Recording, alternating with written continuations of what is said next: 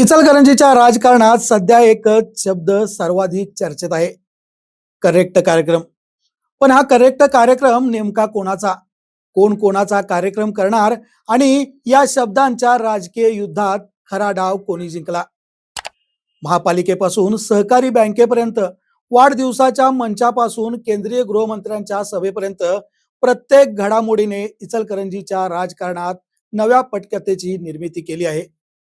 महापालिकेची सत्ता स्थापन झाली आणि सत्तेचा मुकुट डोक्यावर चढताच अंतर्गत संघर्षाची ठिणगीही पडली.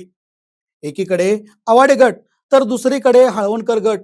बाहेरून महायुती पण आतून शीतयुद्ध, अशी चर्चा राजकीय वर्तुळात रंगू लागली. पहिला अंक सुरू झाला प्रभारी महापौरांच्या निर्णयाने. महापौरांच्या अनुपस्थितीत उपमहापौर अनिल डाळ्या यांच्याकडे प्रभारी पदभार सोपविण्यात आला. त्यांनी शिक्षण समितीच्या सभापतींसह शाळांची पाहणी केली आणि काही तासात ते चर्चेच्या केंद्रस्थानी आले. मात्र त्यानंतर पुन्हा प्रभारी पदभार न देण्याचा निर्णय झाला आणि प्रश्न उपस्थित झाला, हा फक्त प्रशासकीय निर्णय होता की त्यामागे राजकीय संदेश दडला होता, असा प्रश्नही उपस्थित झाला. यानंतर रंगला दुसरा अंक. माजी आमदार सुरेशराव हळवणकर यांच्या वाढदिवसानिमित्त सेवा सप्ताह झाला. गंगा आरती झाली, कार्यकर्त्यांनी ताकद दाखविली आणि सप्ताहाच्या शेवटी मंचावरून उच्चारले गेले शब्द, एकत्र आलात तर समोरच्यांचा करेक्ट कार्यक्रम करू शकता. हे वाक्य संपले पण राजकीय प्रतिध्वनी सुरू झाला. मात्र राजकारणात प्रत्येक चालीला प्रतिचाल असते. याच काळात आमदार राहुल आवाडे यांनी केंद्रीय गृहमंत्री अमित शहा यांच्या उपस्थितीत कार्यक्रमाची घोषणा केली. त्यामुळे राजकीय वर्तुळात नवी चर्चा सुरू झाली. हा केवळ कार्यक्रम नव्हता तर शक्ती प्रदर्शनाचा राजकीय संदेश होता, अशी चर्चा शहरभर रंगू लागली.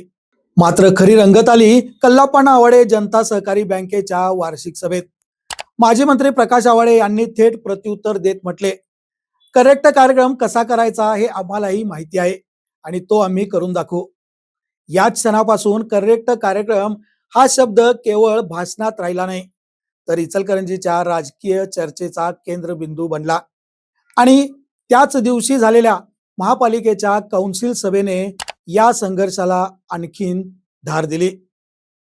मात्र या संपूर्ण राजकीय घडामोडीत आणखीन एक नाव चर्चेत आले, ते म्हणजे परिवहन समितीच्या सभापती अरुणा प्रमोद बचाटे.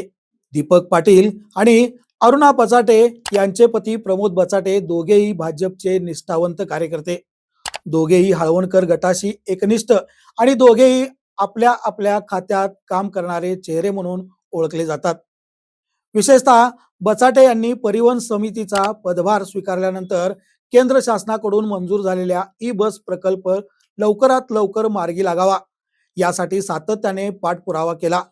विविध शहरांना भेटी दिल्या, अभ्यास दौरे केले, अधिकाऱ्यांशी बैठका आणि इचलकरंजीच्या रस्त्यावर आधुनिक ई बस धावाव्यात यासाठी त्यांनी प्रयत्नांची पराकाष्ठा केल्याची चर्चा प्रशासनात आणि राजकीय वर्तुळात आहे.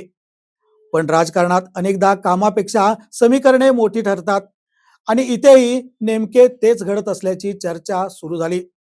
एकीकडे फेरीवाली समितीचे अध्यक्ष दीपक पाटील तर दुसरीकडे परिवहन समितीच्या सभापती अरुणा बचाटे, दोघेही एकाच राजकीय विचाराचे, एकाच गटाचे आणि आता दोघांच्या खात्याशी संबंधित प्रश्न महापालिकेच्या राजकारणाच्या केंद्रस्थानी आले.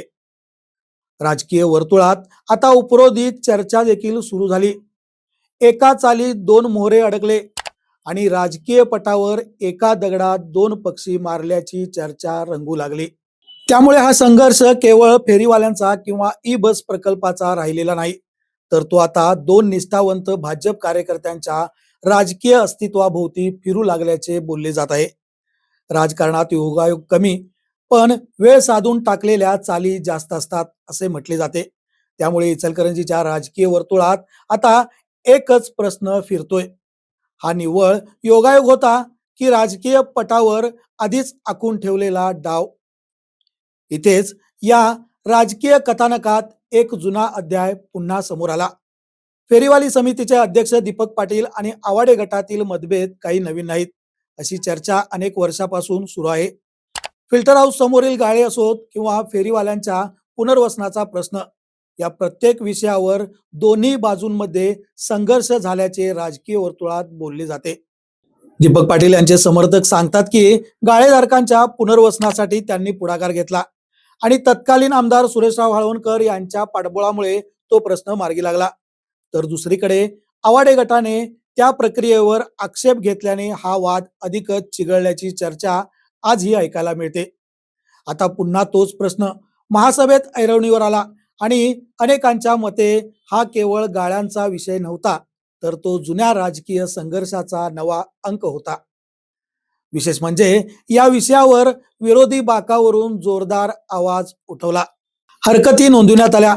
मात्र फेरीवाले समितीचे अध्यक्ष दीपक पाटील आणि परिवहन समितीच्या सभापती अरुणा प्रमोद बचाडे यांच्याकडून झालेल्या प्रयत्नांना महापालिकेतील सत्ताधारी मंडळीकडून अपेक्षित आक्रमक भूमिका दिसून आली नाही, अशी खंत अनेक कार्यकर्ते आणि राजकीय निरीक्षक व्यक्त करताना दिसले. राजकीय वर्तुळात तर अशीही चर्चा रंगली. विरोधक बोलत होते, पण सत्ताधारी का शांत होते? हा मौनाचा अर्थ राजकीय संयम होता की पक्षांतर्गत शिस्त की पुढील डावाची तयारी? या प्रश्नांची उत्तरे अद्याप अनुत्तरितच आहेत. आता परिस्थिती अशी निर्माण झाली आहे की भाजपचे दोन निष्ठावंत कार्यकर्ते एकमेकांसमोर उभे टाकल्याचे चित्र दिसत आहे. विरोधकांना संधी देण्याऐवजी सत्ताधारी गटातील अंतर्गत संघर्ष चर्चेचा विषय ठरत आहे. राजकारणात तलवारीपेक्षा शब्द अधिक धारदार असतात आणि शब्दांपेक्षा मौन अधिक बोलके असते. इचलकरंजीच्या राजकारणात आज नेमके तेच घडताना दिसत आहे. एका बाजूला करेक्ट कार्यक्रम करण्याची घोषणा, तर दुसऱ्या बाजूला महासभेतील शांतता.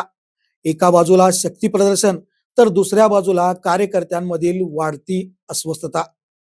आणि याच कारणामुळे इचलकरंजीच्या राजकीय पटावर आता प्रश्न पदांचा राहिलेला नाही, तर प्रतिष्ठेचा झाला आहे. करेक्ट कार्यक्रम नेमका कोणाचा होणार? कोण कोणाला राजकीय चेक देणार? आणि या सत्तेच्या पटावरील अंतिम चेकमेट कोणाला मिळणार? या प्रश्नांची उत्तरे येणारा काळच देईल. पण एक गोष्ट निश्चित, इचलकरंजीच्या राजकारणातून सुरू झालेला हा संघर्ष आता केवळ दोन गटातील राहिलेला नाही, तर शहराच्या पुढील राजकीय समीकरणांना दिशा देणारा ठरणार आहे.